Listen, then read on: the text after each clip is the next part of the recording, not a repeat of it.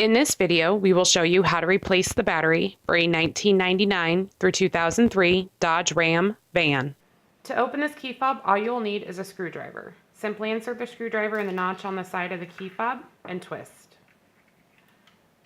Once you have the key fob open, you'll see the battery is located here.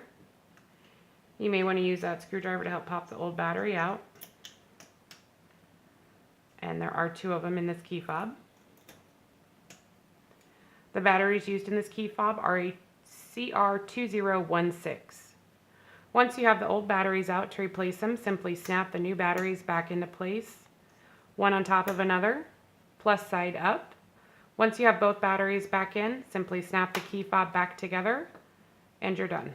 If you found this video to be useful, please like and subscribe to our channel, and visit us online if you need to buy a new key fob.